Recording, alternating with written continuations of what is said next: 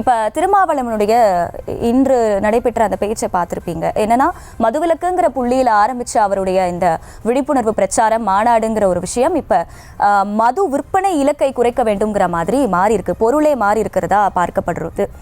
தமிழ்நாட்டில் மதுவிலக்குங்கிறது பிரதானமா நிறைய கட்சிகள் முன்வைத்தாலுமே கூட பாமகவுக்கு அதுல ஒரு பெரும் பங்கு இருக்கு.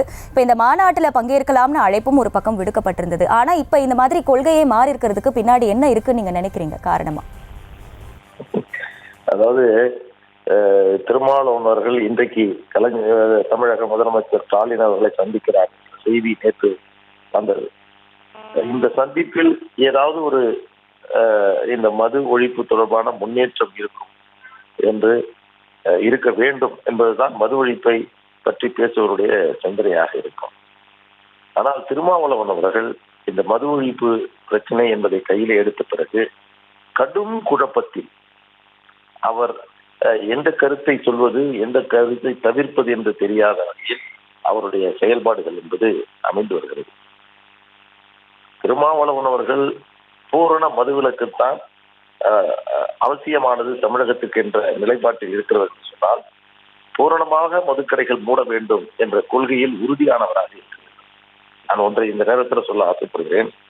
மது ஒழிப்பு என்ற கொள்கையை யார் கையில் எடுக்கிறார்களோ அவர்கள் மன உறுதி கொண்டவர்களாக, அந்த கொள்கையில் இருந்து சற்றும் பிறடாதவராக, அந்த கொள்கையை மிக அழுத்தமாக எல்லா நிலையிலும் செல்லக்கூடியவராக இருக்கிறது. சிறு தடுமாற்றம், சிறு சமரசம் அந்த கொள்கையை சொல்லக்கூடியவர்கள் இருந்தால் அதை செயல்படுத்தக்கூடியவர்கள் அதைவிட மோசமான நிலைக்கு போய்விடுவார். இன்றைக்கு மதுக்கடைகளை முழுமையாக மூடுங்கள், எங்களுடைய ஒரே இலக்கு இதுதான், அதிலிருந்து நாங்கள் சற்றும் மாற மாட்டோம் என்று சொல்லக்கூடிய நிலையை உருவாக்க வேண்டும். 2000 செய்தியை உங்களுக்கு நான் சொல்ல வேண்டும். 2008ஆம் ஆண்டு டிசம்பர் மாதம் 20 முன்னாள் முதலமைச்சர் கலைஞர் அவர்களை எங்கள் மருத்துவர்களும் பல்வேறு சமுதாய தலைவர்கள் கோட்டையிலே சந்தித்து மது ஒழிப்பை நீங்கள் நடைமுறைப்படுத்துங்கள் என்று ஆழமாக வலியுறுத்தினார்கள்.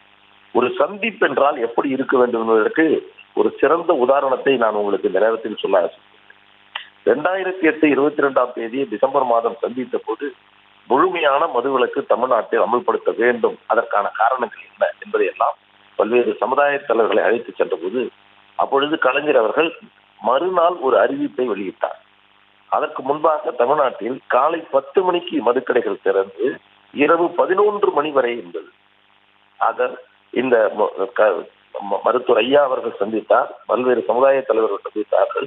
அதன் காரணமாக இரவு 11 மணி வரை என்ற அந்த கடைகளுடைய நேரத்தை 10 மணியாக குறைத்தார். அடுத்து புதிதாக தமிழ்நாட்டில் இனி மதுக்கடைகள் திறக்கப்படாது, மேலும் படிப்படியாக மதுக்கடைகள் மூடுவதற்கான கொள்கை நிலைப்பாட்டை அரசு கொண்டுள்ளது என்ற செய்தியை அரசு செய்தியாக வெளியிடப்பட்டது. அது அந்த சந்திப்பினுடைய ஒரு முதற்கட்ட வெற்றியாக நாம் எடுத்துக்கொள்வோம். இப்படித்தான் ஒரு சந்திப்பு என்பது இருக்க வேண்டும்.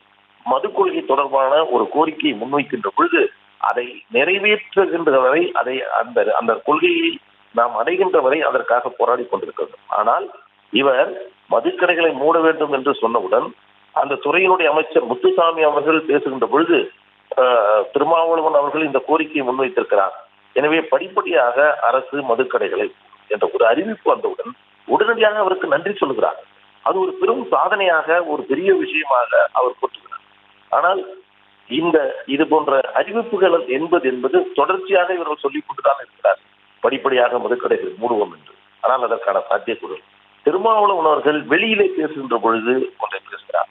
இப்போது தமிழக முதலமைச்சரை சந்தித்த போது அவருடைய கொள்கை, அந்த கொள்கை மீதான அவருடைய அந்த பார்வை என்பது சற்று இப்பொழுது தளர்ந்திருக்கிறது, அது டைலூட் ஆயிடுச்சு. அவருடைய சௌரியத்திற்கு ஏற்றார் போல் தன்னுடைய நிலைப்பாட்டை அவர் மாற்றிக் கொண்டிருக்கிறார். நான் கேட்கிறேன், மாநாட்டிற்கு போகிறார், மாநாட்டிற்கு வருவதற்காக திராவிட முன்னேற்ற கழகம் சில தலைவர்களை அவர் அழைத்திருக்கிறார். திருமாவளவன் அவர்கள் தமிழக முதலமைச்சரிடம் திமுக சார்பில் முன்னாள் அமைச்சர் மத்திய அமைச்சர் TR பாலு அவர்களையும் ஜெகத் ரட்சகன் அவர்களையும் அனுப்பி வையுங்கள், உங்களுடைய கட்சியினுடைய நாடாளுமன்ற உறுப்பினர் கனிமொழி அவர்களை அழைத்து அந்த மாநாட்டை துவக்கி வையுங்கள். ஏனென்றால் தமிழ்நாட்டில் மதுக்கடைகளை மூட வேண்டும், பெண்களுடைய தாலி அரிக்கக்கூடிய இந்த மதுக்கடைகளை மூட வேண்டும் என்று கனிமொழி அவர்கள் பல்வேறு ஊர்களில் சென்று பிரச்சாரம் செய்தவர். எனவே அவர் இந்த மாநாட்டை துவக்கி வைத்தால்தான் அது ஒரு பொருத்தமானதாக இருக்கும் என்று அவரை அழைத்திருக்க வேண்டும். மது ஆலைகளை வைத்திருக்கக்கூடிய TR பாலுவையும் ஜெகத் ரட்சகனையும் அழைத்து அந்த மாநாட்டில் பேச வைத்து நாங்கள் நடத்தக்கூடிய மதுக்கடைகளை மூடுகிறோம் என்று அறிவித்து அதே மாநாட்டில் செய்ய சொன்னால் மிகப்பெரிய சாதனையாக அமையும். ஆனால் அதை விடுத்துவிட்டு நான் சென்றேன், பேசினேன், அவர்களாக அனுப்புகிறார்கள், நான் மற்றவர்களை அழைப்பேனே என்பது முடிவு செய்யவில்லை. இதை பார்த்து யார் வருவார்கள் வரமாட்டார்கள் என்று எனக்கு ஒன்றும் புரியவில்லை. அதே போன்று இதை பார்த்து யார் வருகிறார்களோ அவர்கள் வரலாம், யாரையும் பல்வேறு கருத்துக்களை பகிர்ந்து கொண்டீர்கள். இணைப்பில் இணைந்தமைக்கு நன்றி திரு பாலு.